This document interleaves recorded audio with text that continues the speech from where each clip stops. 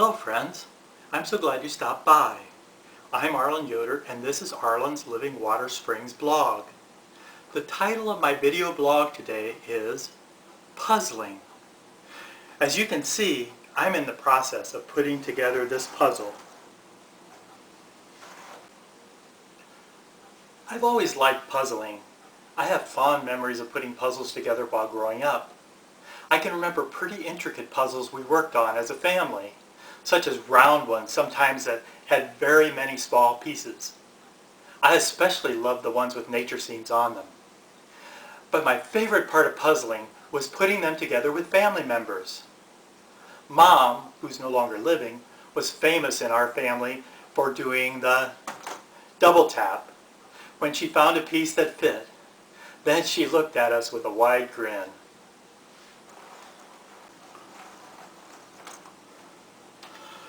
Puzzling can start out as a frustrating venture, and it can be nerve-wracking, especially at the start, when there's just a big pile of pieces staring us down. We don't know where to start. And who of you has ever tried puzzling when you were very tired? You might as well give up and live to fight another day.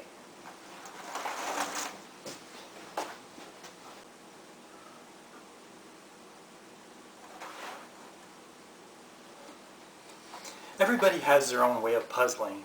I know one person who said that they liked the challenge of a puzzle so much that they had a family rule to not even look at the puzzle box picture to place pieces.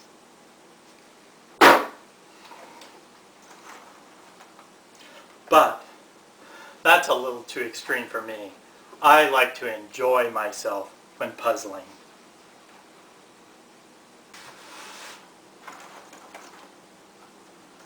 So what's your process of puzzling?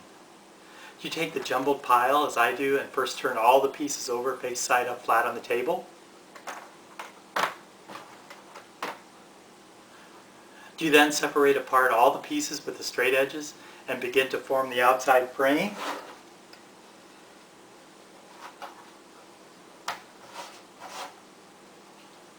What about separating apart the colors and patterns and placing them on different parts of the table?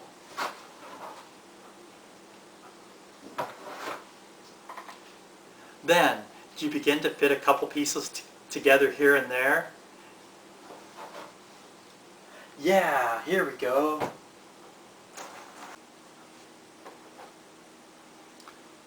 A feeling of satisfaction comes, doesn't it, when the puzzle starts taking shape and begins filling out. Then, when you reach the final stages of the puzzle, it's still a difficult process, isn't it? But you see the end and you almost can't stop. When you come to the final pieces, there's a flurry of puzzle piece fitting because it's easier to figure out where the pieces go.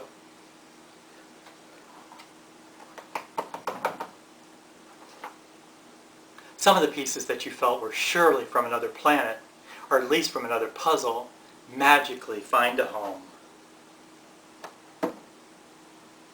Then, there it is, the final piece. It's almost like a ceremony, and one family member is chosen to fit it in to make the puzzle complete.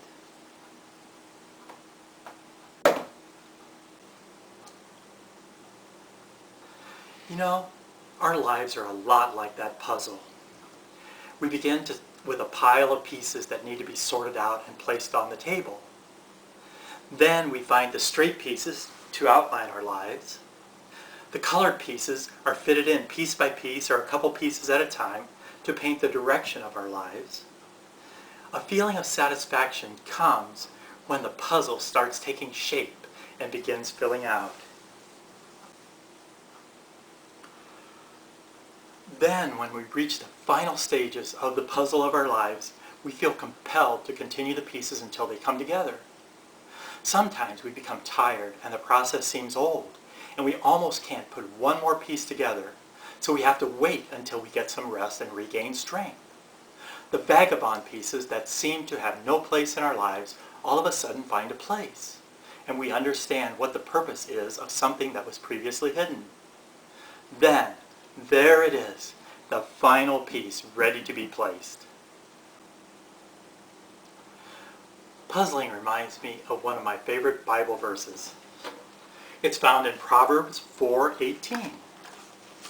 Solomon, the author of Proverbs, wrote the following: "The path of the righteous is like the first gleam of dawn, shining ever brighter till the full light of day." That verse reminds me of the puzzle of our lives. The pieces are put together until God forms the picture of our life and it shines forth in its fullness. So we've got a ways to go until what Solomon calls the full light of day. Some of us have longer than others to find the pieces in our lives and to have God help us put them together. So until then, I plan to, and I encourage you to keep on puzzling.